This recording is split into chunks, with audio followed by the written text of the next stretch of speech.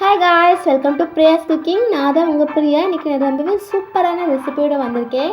2 types of potato fry தாங்க.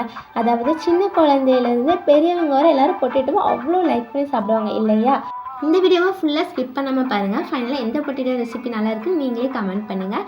First பொட்டேட்டோவை feel remove பண்ணிட்டு நல்லா வாஷ் பண்ணிக்கோங்க. இப்போ வாஷ் பண்ண பொட்டேட்டோவை எடுத்துகிட்டு நீங்கள் இந்த மாதிரி ஸ்லைஸாக கட் பண்ணிக்கோங்க. ஒரு ஸ்லைஸ் எடுத்துகிட்டு நீங்கள் ஃபஸ்ட்டு ஸ்ட்ரைட் கட் பண்ணிக்கோங்க. அதாவது அடியில் ஃபுல்லாக கட் பண்ணாமல் ஒரு 3/4 கட் பண்ணிவிட்டு திருப்பி போட்டு இந்த மாதிரி கிராஸ் கட் பண்ணிக்கோங்க. அதுவும் ஒரு 3/4 கட் பண்ணிக்கோங்க. இப்போ பார்த்தீங்கன்னா உங்களுக்கு இந்த ஷேப்பில் இருக்கா பாருங்கள், பார்க்கவே சூப்பரான ஷேப் கிடச்சிருக்கு. இதுக்கு தான் நம்ம இந்த மாதிரி ஃபஸ்ட்டு ஸ்ட்ரைட் கட் பண்ணிவிட்டு திருப்பி போட்டுட்டு கிராஸ் கட் பண்ணுறோம். பாருங்கள், பார்க்கவே சூப்பராக இருக்கா? இப்போது சில்லி பவுடர் சேர்த்துட்டு, மஞ்சள் தூள் சேர்த்துட்டு, மல்லித்தூள், சிக்கன் மசாலா, கரம் மசாலா, உப்பு சேர்த்துட்டு கொஞ்சம் லெமன் புளிஞ்சு விட்டுட்டு மிக்ஸ் பண்ணிவிட்டு ஒரு 1 hour ஊற வச்சுட்டு ஃப்ரை பண்ணி எடுத்திங்கன்னா சொல்ல வார்த்தை இல்லை. மசாலாலாம் இறங்கி அவ்வளோ டேஸ்ட்டாக இருந்துச்சு. இந்த ரெசிபி பார்க்கவும் சரி, டேஸ்ட்டும் சரி, அவ்வளோ சூப்பராக இருந்துச்சு. நான் ஃபஸ்ட் டைம் பண்ணும்போது எனக்கு இந்த ரெசிபி பர்ஃபெக்டாக வந்துட்டுங்க. சூப்பராக இருந்துச்சு. இந்த ரெசிபி நீங்கள் கண்டிப்பாக ட்ரை பண்ணி பாருங்கள்.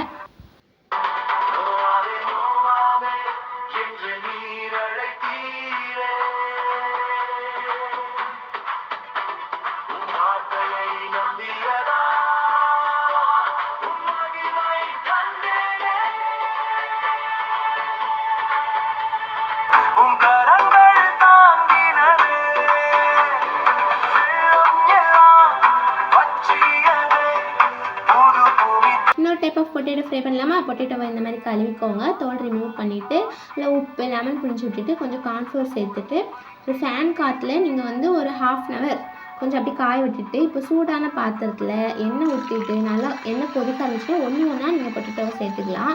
சேர்த்துட்டு கொஞ்ச நேரம் கழிச்சு இந்த மாதிரி நீங்கள் மிக்ஸ் பண்ணிக்கோங்க. பாருங்கள், ஒரு கோல்டன் ப்ரௌன் கலர் வந்தோடனே தான் நீங்கள் எடுக்கணும்.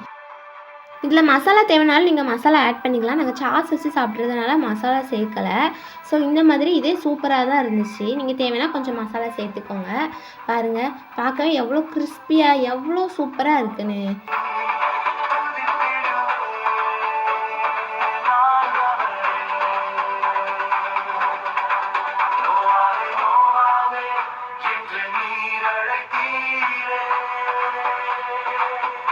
சூப்பராக இருந்துச்சு. அவள் ரொம்ப என்ஜாய் பண்ணி சாப்பிட்டா. இது வந்து லெமன் ரைஸ்க்கு செம்ம காம்பினேஷனுங்க.